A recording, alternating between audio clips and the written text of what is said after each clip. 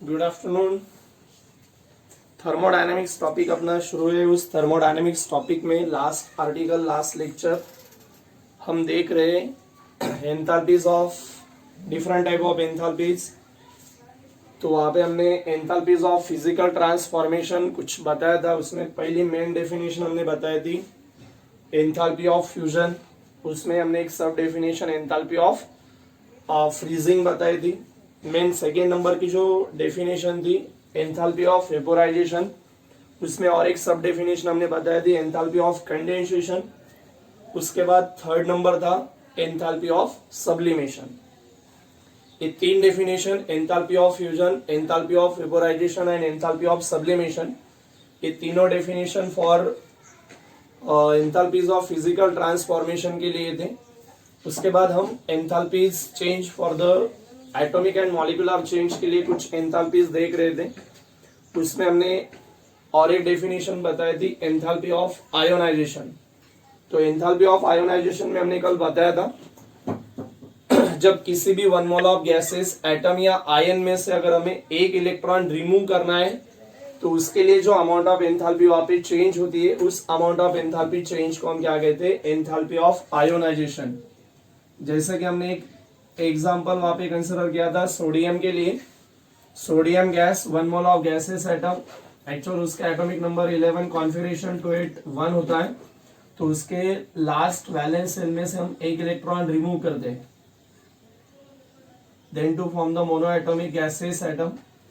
उसके लिए जो एंथैल्पी चेंज हुई थी enthalpy of ionization for sodium होती वहां पे 494 किलो जूल। तो किसी भी one mole of gaseous atom या आयन में से जब हम एक इलेक्ट्रॉन उसमें से रिमूव करते तो वो इलेक्ट्रॉन रिमूव होने के लिए जितनी अमाउंट ऑफ एंथैल्पी वहां पे चेंज होती है उस चेंज होने वाले एंथैल्पी को हमने कहा था enthalpy of ionization. Enthalpy of ionization, okay, delta ionization का IH, इसको हम रिप्रेजेंट कर देंगे। और एक एग्जांपल हमने लिया था कैल्शियम के लिए one mole of calcium gas atom, atomic number 20 configuration 2882। उसके लास्ट सेल में एक्चुअल 2 इलेक्ट्रॉन होते, उसमें से हमने पहला इलेक्ट्रॉन रिमूव किया था, कैल्शियम गैस एटम फॉर्मेशन हुआ था। उसके लिए जो अमाउंट ऑफ एंथैल्पी चेंज होती है होती वहां पे 590 किलो जूल। उसके बाद जो कैल्शियम का गैस एटम वहां पे फॉर्मेशन होता है मोनो एटॉमिक गैसेस स्टेट में, उसके वैलेंस शेल में और एक इलेक्ट्रॉन प्रेजेंट है तो वो भी इलेक्ट्रॉन अगर रिमूव करेंगे ऑलरेडी इस पे पॉजिटिव चार्ज था, और एक इलेक्ट्रॉन रिमूव करने से एक पॉजिटिव चार्ज मिलेगा, दैट इज डेल्टा H। उसके लिए अमाउंट ऑफ एंथैल्पी चेंज थी 1150 किलो जूल। यानी कि यहाँ पे हमने one mole of gases ion से और यहाँ पे हमने one mole of gaseous atom से। तो किसी भी one mole of gaseous atom या गैसेस आयन में से जब हम एक इलेक्ट्रॉन रिमूव करते हैं तो उसके लिए जो अमाउंट ऑफ एंथैल्पी चेंज होती है उसको हम एंथैल्पी ऑफ आयोनाइजेशन कहते हैं, डिनोटेड बाय डेल्टा IONH। उसका एग्जांपल, और मैंने आपको ये भी बताया था अगर किसी भी one mole of gaseous atom में से पहला इलेक्ट्रॉन अगर हमें रिमूव करना है तो उसके लिए जो अमाउंट ऑफ एंथैल्पी चेंज होती है that is called first ionization enthalpy. अगर हम कोई भी मोनो एटॉमिक जो पॉजिटिव आयन है उसमें से अगर एक इलेक्ट्रॉन रिमूव कर दें तो उसके लिए जो अमाउंट ऑफ एंथैल्पी चेंज होती है that is called as a second ionization enthalpy. अगर थर्ड नंबर का इलेक्ट्रॉन रिमूव करेंगे तो third ionization enthalpy and so on. हमेशा याद रखना है सेकेंड आयोनाइजेशन एंथैल्पी एक्चुअल जो मोनो एटॉमिक आयन होता है, मोनो पॉजिटिव आयन, उसमें जो इलेक्ट्रॉन है आउटर मोस्ट इलेक्ट्रॉन ज्यादा क्लोजली पैक होते हैं, हेल्ड टुगेदर। तो इसके कारण उसमें से इलेक्ट्रॉन रिमूव करने के लिए जो एनर्जी चाहिए, जो एंथैल्पी चाहिए वो ज्यादा लगेगी। इसके कारण सेकेंड आयोनाइजेशन एंथैल्पी हमेशा फर्स्ट आयोनाइजेशन एंथैल्पी के कंपेयर में ज्यादा रहेगी। और इसमें हमने एक सब डेफिनेशन बताई थी इलेक्ट्रॉन गेन एंथैल्पी। तो एक्चुअल में हमने यहाँ पे एक एग्जांपल कंसीडर किया था क्लोरीन गैस एटम। वो chlorine gas atom atomic number 17 configuration 287। तो 8 कंप्लीट करने के लिए, ऑक्टेट कंप्लीट करने के लिए अभी एक इलेक्ट्रॉन गेन कर रहा है। तो गेन करने के बाद इलेक्ट्रॉन लूज होता है तो पॉजिटिव आयन फॉर्म होता है, जितने नंबर ऑफ इलेक्ट्रॉन गेन किया उतना उस पे नेगेटिव चार्ज आने के अनायस नेगेटिव आयन फॉर्म होगा। तो इसके लिए जो अमाउंट ऑफ एंथैल्पी चेंज होती है, that amount of enthalpy change called electron gain enthalpy. Like as practically अगर हम देखेंगे तो इसके लिए कितनी थी, -349 किलो जूल। तो कोई भी 1 मोल ऑफ गैसेस एटम जब एक इलेक्ट्रॉन वहां पे गेन करेगा और इलेक्ट्रॉन गेन करके इलेक्ट्रॉन एक्सेप्ट करके negative ion that means अनायन formation करेगा, तो उसके लिए जो अमाउंट ऑफ एंथैल्पी चेंज होती है that is called electron gain enthalpy. So the enthalpy change when 1 mole of gaseous atom are accept the electron and to form the anions or gaseous anion, then that amount of enthalpy change is called as the electron gain enthalpy. Electron gain enthalpy is denoted by delta EgH और उसके लिए chlorine का example. उसके बाद अगली definition हम देखने वाले enthalpy.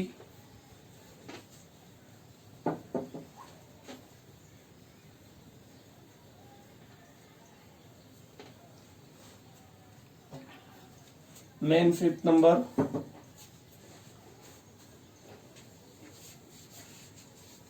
Enthalpy of atomization.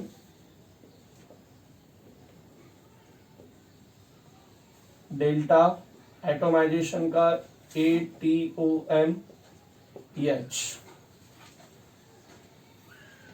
Enthalpy of atomization, enthalpy of atomization का अगर हम ऑब्जर्वेशन करेंगे तो उसके लिए एक एग्जांपल, लाइक एज हम यहाँ पे Cl2 गैस, क्लोरीन गैस का 1 मॉलिक्यूल गैसेस मोल कंसिडर कर रहे हैं। एक्चुअल अभी आपको पता है Cl2 में Cl दो क्लोरीन एटम में एक सिंगल कोवैलेंट बॉन्ड प्रेजेंट है।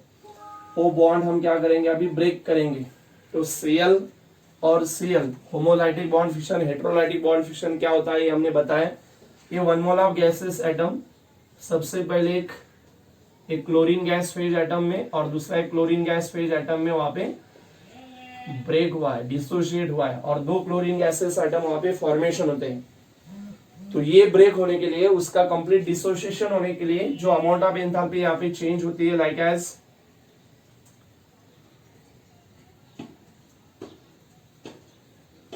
242 किलो जूल, इतनी अमाउंट ऑफ एंथैल्पी यहाँ पे चेंज हुई है। So that is called enthalpy of atomisation. दूसरा एक एग्जांपल हम कंसिडर करेंगे लाइक एज यहाँ पे CH4 यानी कि 1 mole of gases moles molecule हमने CH4 मीथेन का कंसिडर किया है। अभी आपको ये भी पता है कि एक्चुअली जो मीथेन मॉलिक्यूल है CH4 है, उस CH4 में सेंट्रल कार्बन एटम 4 हाइड्रोजन को सिंगल कोवैलेंट बॉन्ड से ज्वाइंट है। तो हमें क्या करना है, इसको ब्रेक करना है। तो सबसे पहले हम इस कार्बन और हाइड्रोजन का बॉन्ड ब्रेक करेंगे। एक हाइड्रोजन गैस एटम सेपरेट होगा, दूसरा बॉन्ड यहाँ पे ब्रेक करेंगे, दूसरा हाइड्रोजन गैस एटम सेपरेट होगा, तीसरा कार्बन हाइड्रोजन बॉन्ड ब्रेक करेंगे, तीसरा हाइड्रोजन एटम सेपरेट होगा, और 4th नंबर का यहाँ का जो 4th नंबर का बॉन्ड है वो भी हम ब्रेक करेंगे। तो जो मीथेन के जो ऑल बॉन्ड्स है, यहाँ पे मीथेन के जो चारों सिंगल बॉन्ड यहाँ पे प्रेजेंट है हर कार्बन हाइड्रोजन में, वो पूरे ब्रेक कर दिए हमने। हर एक हाइड्रोजन एटम्स यहाँ पे सेपरेट होगा, यानी कि ऐसे 4 हाइड्रोजन एटम, और यहाँ पे कार्बन एटम बाकी रहेगा, यानी कि carbon gas atom. Gases phase में हमें कंसिडर करना है। अभी इसके लिए जो अमाउंट ऑफ एंथैल्पी चेंज होती है प्रैक्टिकली 1660 किलो जूल। तो ये दो एग्जांपल से आपको समझ में आएगा। जो भी 1 मोल ऑफ गैसेस मॉलिक्यूल है, लाइक एज यहाँ पे Cl2 गैसेस मॉलिक्यूल है और यहाँ पे CH4 गैसेस मॉलिक्यूल है। कोई भी 1 मोल ऑफ गैसेस मॉलिक्यूल जो होता है उसको हमें कंप्लीटली डिसोशिएट करना है, उसको कंप्लीटली ब्रेक करना है। एक भी बॉन्ड वहां पे प्रेजेंट नहीं होने चाहिए। पूरे जितने सारे बॉन्ड है वो ब्रेक करके किसमें ब्रेक करना है, हमें कंप्लीटली उसको किसमें डिसोशिएट करना है, उनके गैसेस फेज एटम में। तो उसके लिए जो अमाउंट ऑफ एंथैल्पी चेंज होती है, उस चेंज होने वाले एंथैल्पी को हम क्या कहेंगे, उस 1 मोल ऑफ गैसेस मॉलिक्यूल की enthalpy of atomisation. So enthalpy of atomisation के बारे में अगर हम देखेंगे तो और हम बता सकते हैं, एंथैल्पी ऑफ एटोमाइजेशन एक बार और एंथैल्पी चेंज है, चेंज इन एंथैल्पी है। So the change in enthalpy when 1 mole of gaseous molecule are completely dissociate, किसमें डिसोशिएट होता है completely, into its gaseous phase atoms. क्या हो रहा है, it is the enthalpy change. Enthalpy of atomization का मतलब एंथैल्पी चेंज है, चेंज इन एंथैल्पी है। So the change in enthalpy when 1 mole of gaseous molecule, कोई भी 1 mole of gaseous molecule are completely dissociate, completely dissociate हो रहा है, break हो रहा है, और किसमें ब्रेक हो रहा है, into its gaseous phase atoms, then that amount of enthalpy change is called enthalpy of atomization. Enthalpy of atomization is denoted by delta ATOMH। उसके दो एग्जांपल्स आपके सामने लिखे हैं। ओके, ये और एक नेक्स्ट डेफिनेशन जो हम देख रहे हैं, एंथैल्पी ऑफ फेज ट्रांजिशन या enthalpy of atomic and molecular change. Okay,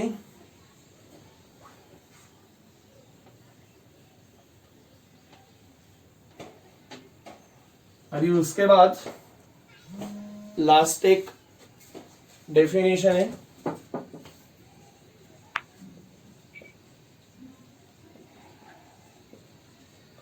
enthalpy of solution, delta solution का SOLH।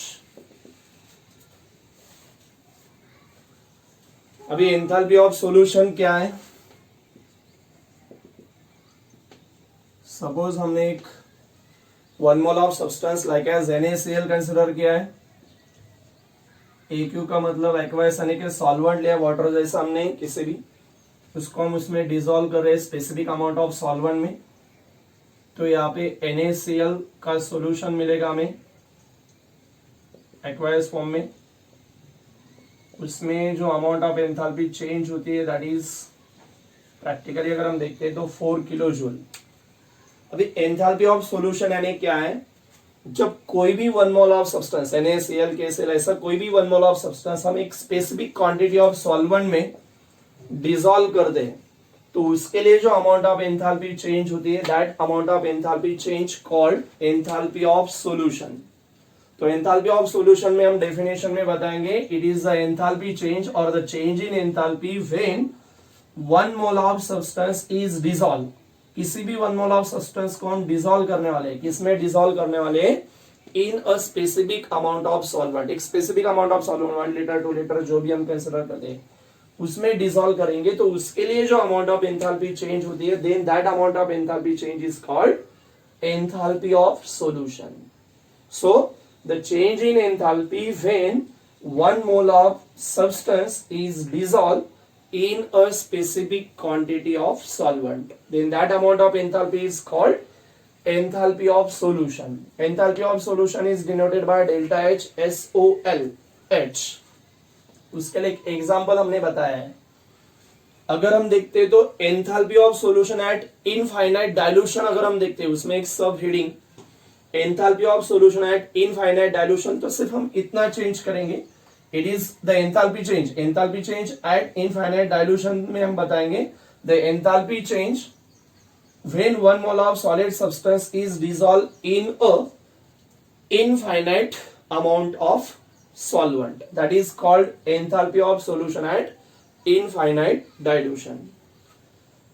अभी अगर हम देखते हैं तो कोई भी जो आयनिक कंपाउंड होता है, हमें पता है इसके पहले कोवैलेंट सॉलिड या कोवैलेंट कंपाउंड, आयनिक कंपाउंड हमें पता है जिस कंपाउंड में आयोनिक बॉन्ड होता है, इलेक्ट्रॉन देने और लेने से यानी कि डोनेट और गेन करने से जो बॉन्ड फॉर्मेशन होता है कॉल्ड आयनिक बॉन्ड, और उस आयनिक बॉन्ड का जो कंपाउंड रहेगा उसको हम आयनिक कंपाउंड कहते हैं।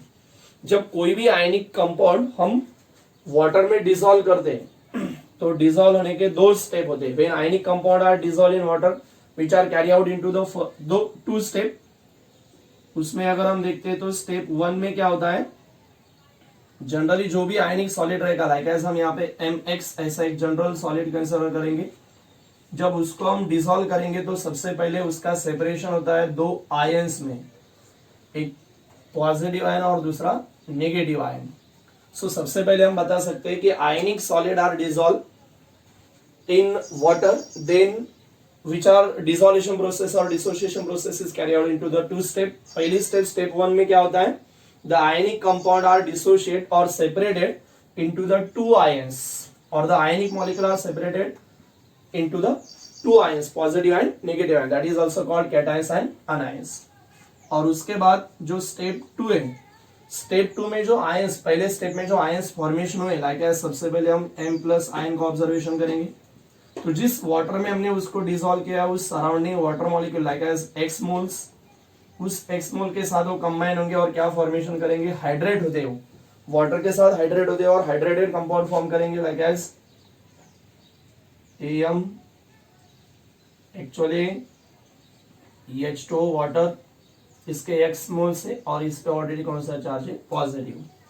या तो फिर जो X मॉलिक्यूल्स रहेंगे, X माइनस आयन है लाइक एज सपोज वो Y मोल ऑफ वाटर के साथ कंबाइन हुए, तो X H2O इसके ऐसे Y मोल से एक कंबाइन होगी और इस पे ऑलरेडी कौन सा चार्ज है, नेगेटिव. तो इस दो स्टेप में वो डिसोल्यूशन प्रोसेस वाटर में होती है आयोनिक कंपाउंड की. तो जनरली अगर हम देखते हैं, ionic compound are dissolve in water into the two step.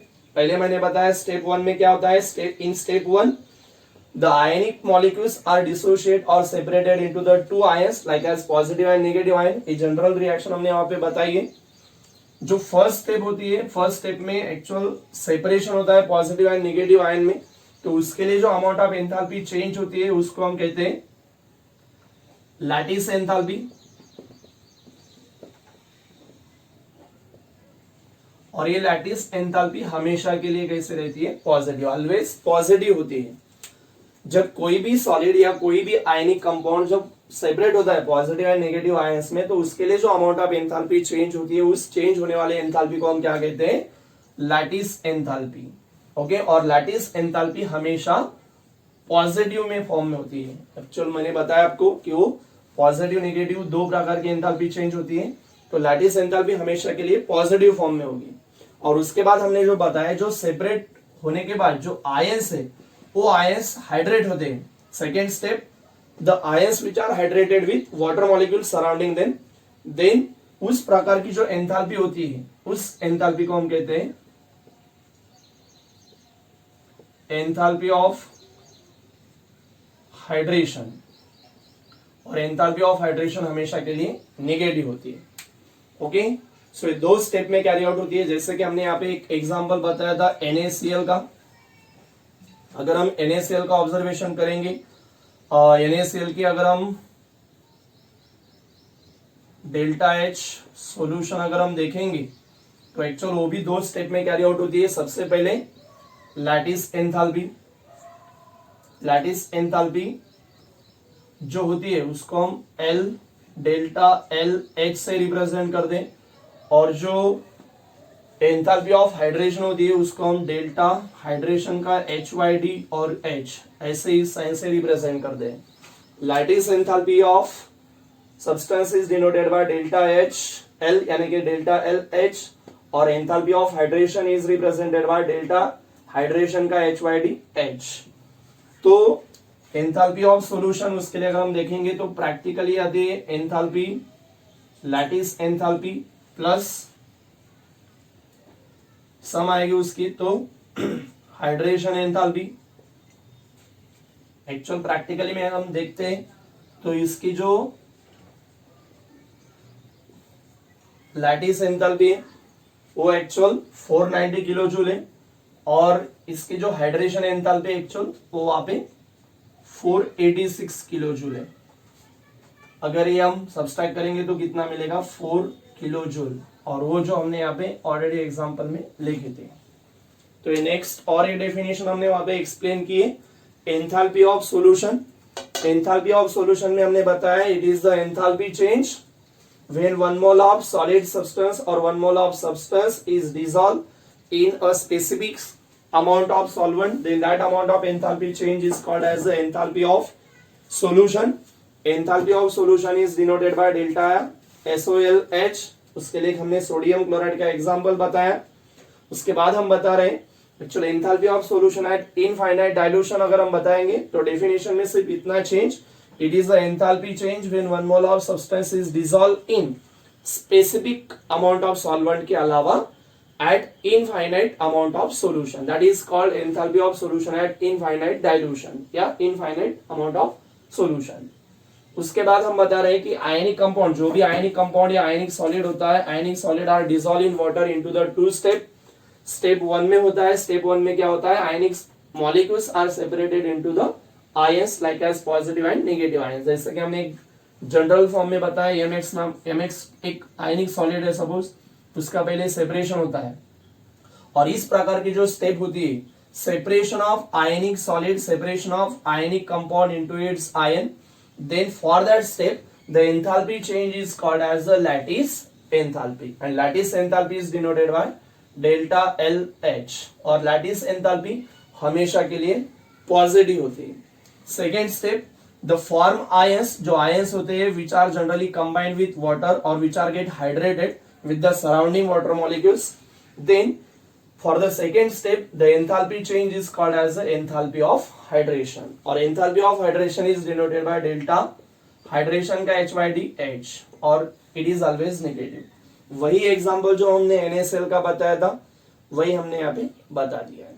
ये और एक डेफिनेशन एंथैल्पीज ऑफ सॉल्यूशन. तो ये कुछ डेफिनेशन है जो हमने यहाँ पे एक्सप्लेन किए. सबसे पहले डेफिनेशन थी enthalpy of fusion. Second number बताई थी हमने एंथैल्पी ऑफ फ्यूजन FUS.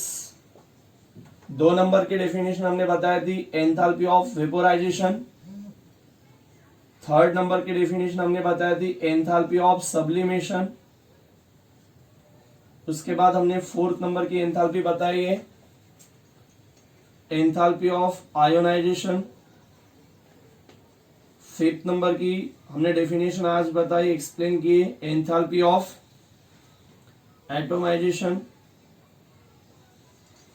और 6th नंबर की जो हमने एंथैल्पी बताई, enthalpy of solution. Enthalpy of solution is the sum of lattice enthalpy and enthalpy of hydration. Okay, तो ये कुछ डेफिनेशन हमने इस टॉपिक में अभी एक्सप्लेन की है. तो यहाँ पे जो एंथैल्पीज का आर्टिकल है वो यहाँ पे कंप्लीट होता है. आगे हमें अभी इस टॉपिक में यानी कि थर्मोडायनेमिक्स जो टॉपिक हम देख रहे हैं उस टॉपिक में एक इंपॉर्टेंट नया आर्टिकल हमें देखना है थर्मोकेमिस्ट्री के रिलेटेड. ओके, तो यहाँ तक आपका जो आर्टिकल है वो आपको अच्छे से समझ में आया होगा.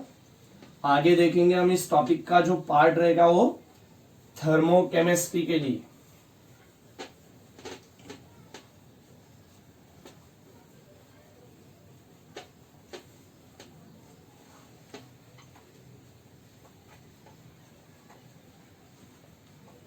थर्मोडायनेमिक्स, इस थर्मोडायनेमिक्स का अगला आर्टिकल थर्मोकेमिस्ट्री. तो थर्मोकेमिस्ट्री एग्जैक्टली क्या है?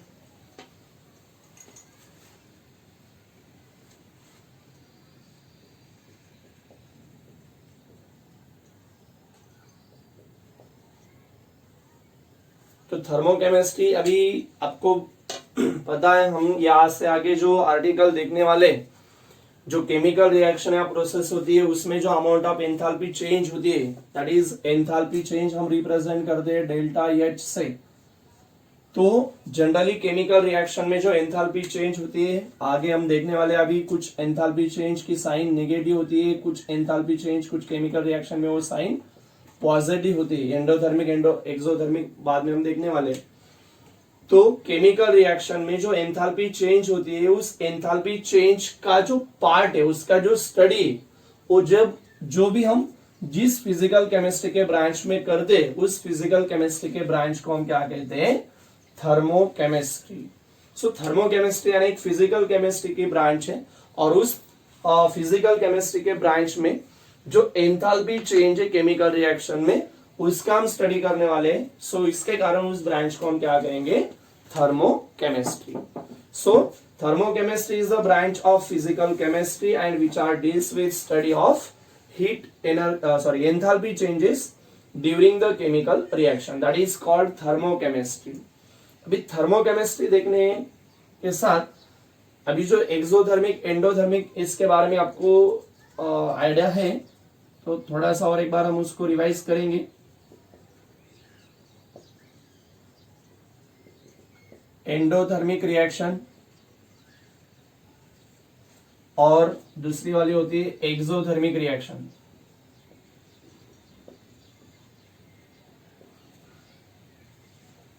अभी आपको शायद आइडिया होगी, कुछ प्रकार की जो केमिकल रिएक्शंस होती है उस केमिकल रिएक्शन में रिएक्शन कैरी आउट होते समय आउटसाइड से यानी कि सराउंडिंग में से अमाउंट ऑफ हीट एब्जॉर्ब किए जाती है। उस एब्जॉर्ब करने वाले प्रोसेस को रिएक्शन को हम एंडोथर्मिक रिएक्शन कहेंगे। और कुछ प्रकार की केमिकल रिएक्शन ऐसी होती है जहाँ पे कुछ अमाउंट ऑफ हीट एनर्जी वहां पे सराउंडिंग में यानी कि आउटसाइड में रिलीज की जाती है, गिवन अवे होती है। उस प्रकार के रिएक्शन को हम क्या कहते हैं, एक्सोथर्मिक रिएक्शन। तो जिस प्रकार के केमिकल रिएक्शन में अगर हीट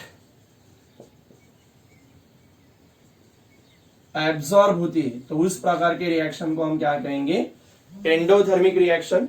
और जिस किसी केमिकल रिएक्शन में अगर हीट इवॉल्व होती है तो उस प्रकार के रिएक्शन को हम क्या कहेंगे, एक्सोथर्मिक रिएक्शन।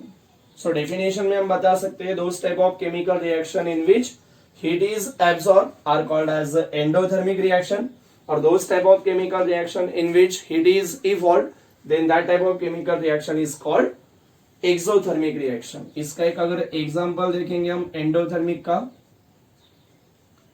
नाइट्रोजन गैस है उसको हम ऑक्सीजन गैस के साथ कंबाइन करेंगे तो एक इसमें से एक नाइट्रोजन और एक ऑक्सीजन कंबाइन होगा NO, नाइट्रोजन मोनोऑक्साइड, दूसरा एक नाइट्रोजन दूसरा एक ऑक्सीजन और एक बार कंबाइन होगा 2NO। तो इसकी जो एंथैल्पी चेंज है एक्चुअल वो प्रैक्टिकली अगर हम देखेंगे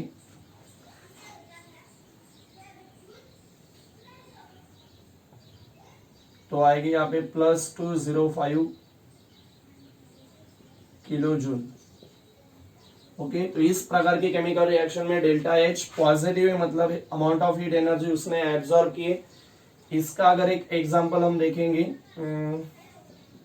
कार्बन प्लस O2, कार्बन को हम ऑक्सीजन के साथ बर्न करेंगे सो CO2 मिलेगा, carbon dioxide gas, then delta H equal to -395 kilojoule. So एक एग्जांपल आपको याद रखना है।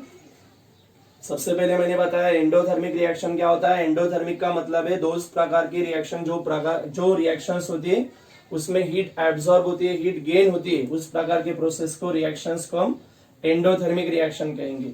और जिस प्रकार के केमिकल रिएक्शन में हीट गिवन आउट होती है, रिलीज होती है और इवॉल्व होती है, उस प्रकार के रिएक्शन को हम एक्सोथर्मिक। एंडोथर्मिक का एक एग्जांपल और एक्सोथर्मिक का एक एग्जांपल मैंने आपको बताया है। एक्चुअल उसको अगर हम ग्राफिकल फॉर्म में लिखेंगे तो रेट ऑफ रिएक्शन या प्रोग्रेस ऑफ रिएक्शन, और यहाँ पे एनर्जी या पोटेंशियल एनर्जी एंथैल्पी हम रिप्रेजेंट कर दें। सपोज यहाँ पे एक रिएक्टेंट प्रेजेंट है, एंडोथर्मिक का ऑब्जर्वेशन करेंगे हम।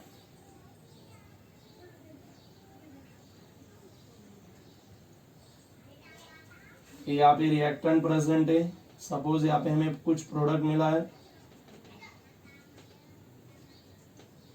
तो ये रिएक्टेंट था, रिएक्टेंट ने कुछ अमाउंट ऑफ एनर्जी वहां पे amount of heat energy absorb की और एब्जॉर्ब करने के बाद उसका कन्वर्शन प्रोडक्ट में हुआ है। एक्चुअल उसने हीट एब्जॉर्ब करने के बाद उसकी जो अमाउंट ऑफ हीट एनर्जी वो इंक्रीज हुई, बढ़ती है, इसके कारण जो प्रोडक्ट है उसकी एंथैल्पी ज्यादा है। ओके, तो प्रोडक्ट के एंथैल्पी से अगर हम रिएक्टेंट की एंथैल्पी माइनस करेंगे, आगे देखेंगे अभी, डेल्टा H यानी क्या होता है, enthalpy of product minus enthalpy of reactant. Product के एंथैल्पी में से अगर हम रिएक्टेंट की एंथैल्पी सब्सट्रैक्ट करेंगे तो उसको हम क्या कहते हैं, चेंज इन एंथैल्पी। सो यहाँ पे हमें मिला है, इसको हम ट्रांजिशन स्टेट वगैरह कहते हैं। SN1 SN2 हमने ऑलरेडी बताया, तो ज्यादा डिटेल में हमें जाना नहीं है, सिर्फ इतना बताना है कि इस प्रकार की जो एंडोथर्मिक रिएक्शन होती है उसके कुछ कैरेक्टरिस्टिक्स। अब भी हमने बताया बाय डेफिनेशन, जो एंडोथर्मिक रिएक्शन होती है उसमें क्या होती है, हीट एब्जॉर्ब होती है, अमाउंट ऑफ हीट एब्जॉर्ब। सो कुछ कैरेक्टरिस्टिक्स हम बता रहे हैं endothermic reaction. In endothermic reaction heat is absorb. जब हीट एब्जॉर्ब होती है तो हीट एब्जॉर्ब होने के बाद जो केमिकल रिएक्शन होती है उसकी जो डेल्टा H होती है, उस डेल्टा H की साइन हम पॉजिटिव फॉर्म में लिखते हैं। सो डेल्टा H हमेशा वहां पे कैसे रहेगी, positive in endothermic reaction. So in endothermic reaction delta H is positive. उसके बाद अगर हम यहाँ पे कंपैरिजन में देखेंगे तो रिएक्टेंट इस स्टेट में था, यहाँ पे उसकी कुछ एंथैल्पी है, उसके बाद उसने कुछ अमाउंट ऑफ एनर्जी रिएक्टेंट ने एब्जॉर्ब की है सराउंडिंग में से, और उसके बाद उसका प्रोडक्ट में कन्वर्शन हुआ है। तो हीट एब्जॉर्ब करने के कारण पहले से भी हीट एनर्जी ज्यादा है, एंथैल्पी ज्यादा है। तो यहाँ पे अगर हम कंपेरिजन करेंगे तो जो एंथैल्पी रहेगी, एंथैल्पी हम कैपिटल H से रिप्रेजेंट करते हैं, इसके पहले हमने बताया एंथैल्पी अभी प्रोडक्ट, जो प्रोडक्ट है उस प्रोडक्ट की एंथैल्पी अभी ज्यादा रहेगी then enthalpy of reactant. Endothermic जो रिएक्शन हम देखने वाले हैं, एंडोथर्मिक रिएक्शन जो देख रहे हैं, उस एंडोथर्मिक रिएक्शन में प्रोडक्ट की एंथैल्पी, जो भी जितने सारे प्रोडक्ट हैं उन सबकी एंथैल्पीज रिएक्टेंट के एंथैल्पीज के कंपेयर में हमेशा ज्यादा रहेगी। और याद रखना enthalpy means energy, total content of heat है। जितनी एनर्जी जिस सब्सटेंस की, प्रोडक्ट की, रिएक्टेंट की जितनी एनर्जी वो ज्यादा रहेगी उतना वो नेचर में स्टेबल होता नहीं है। जितनी एनर्जी ज्यादा उतनी उसकी जो स्टेबिलिटी होती है वो कम होती है, यानी वो अनस्टेबल होता है। ओके, अगर हम यहाँ पे देखते हैं तो प्रोडक्ट की एंथैल्पी ज्यादा है मतलब स्टेबिलिटी कम है, और रिएक्टेंट की एंथैल्पी कम है मतलब स्टेबिलिटी ज्यादा है। अपोजिट होता है। सो रिएक्टेंट की एंथैल्पी कम है, इसके कारण रिएक्टेंट भी कैसे होगा, मोर स्टेबल होगा नेचर में एज कंपेयर टू प्रोडक्ट। सो यहाँ पे हम 4th नंबर का कैरेक्टरिस्टिक्स बता सकते हैं। In this process, in this reaction, reactant are more stable than the products. तो ये एंडोथर्मिक रिएक्शन के बारे में हमने बताया। एज एक्सोथर्मिक रिएक्शन, हम और एक बार यहाँ पे एक ग्राफ कंसिडर कर दिए, rate of reaction, progress of reaction. यहाँ पे हमने एंथैल्पी कंसिडर किए।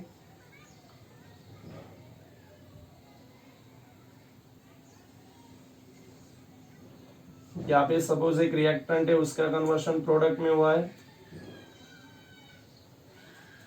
अभी ऑलरेडी रिलीज किए, इवॉल्व किए और बाद में प्रोडक्ट में कन्वर्ट हुआ है।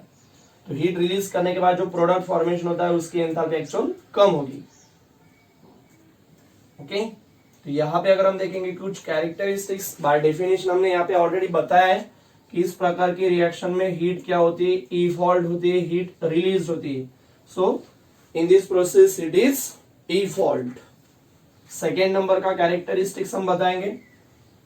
यहाँ पे अगर हम देखते हैं, एक्चुअल हमने बताया कि एंथैल्पी चेंज यानी कि हीट ऑफ रिएक्शन क्या होता है, समेशन। एक्चुअल देखेंगे आगे हम, enthalpies of product minus enthalpy of reactant होता है। तो अभी अगर हम देखते हैं तो प्रोडक्ट की एंथैल्पी एक्चुअल यहाँ पे हम कम है और रिएक्टेंट की ज्यादा है। प्रोडक्ट की कम है और रिएक्टेंट की ज्यादा है, यानी कि कम वैल्यू से में अगर हम छोटी वैल्यू, यानी कि छोटी वैल्यू से अगर हम बड़ी वैल्यू सब्सट्रैक्ट करेंगे तो साइन कैसा आएगा, negative.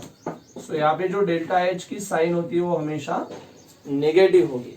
So delta H is denoted by negative. Next characteristics, अगर हम यहाँ पे देखते हैं अभी तो एंथैल्पी किसकी ज्यादा है, अभी रिएक्टेंट की ज्यादा है as compare to enthalpy of product. So enthalpy of reactant is greater than enthalpy of product. और मैंने आपको बता दिया है जितनी एंथैल्पी ज्यादा रहेगी उतना वो कम स्टेबल, और जितनी कम उतना वो ज्यादा स्टेबल। तो यहाँ पे अभी अगर हम देखते हैं तो प्रोडक्ट की एंथैल्पी कम है, प्रोडक्ट एंथैल्पी कम है, इसके कारण वो ज्यादा स्टेबल रहेगा। Product more stable than reactant. Okay, these are the some characteristics about the exothermic reaction and also endothermic reaction। और एक बार आपको बता रहा हूं, सबसे पहले अभी हम एक छोटा सा इंपॉर्टेंट आर्टिकल आगे इस टॉपिक में देख रहे हैं, थर्मोकेमिस्ट्री। थर्मोकेमिस्ट्री का मतलब है, thermochemistry is the branch of physical chemistry and which are deals with study of enthalpy change during the chemical reaction called as the thermochemistry. Thermochemistry का एक छोटा सा article, endothermic and exothermic reaction। endothermic reaction, those reaction in which heat is absorbed are called as the endothermic reaction।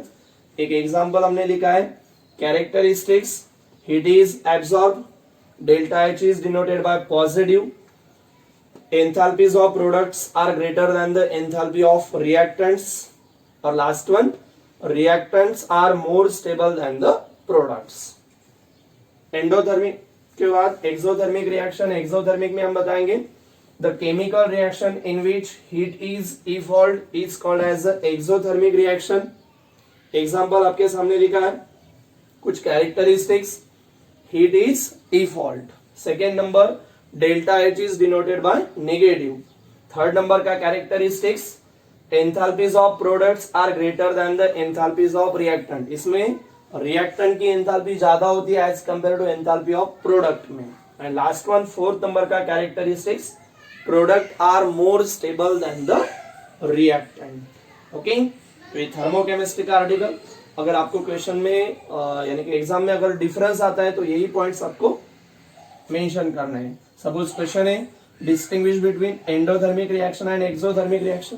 पहला point, first point, heat absorb, heat evolve, delta is denoted by positive, negative, enthalpy product greater than reactant, enthalpy reactant greater than product, reactant more stable than product, while यहाँ पे product are more stable than reactant. तो यहाँ तक का article अपना complete हो चुका है। आगे का जो आर्टिकल है हम नेक्स्ट लेक्चर में देखेंगे।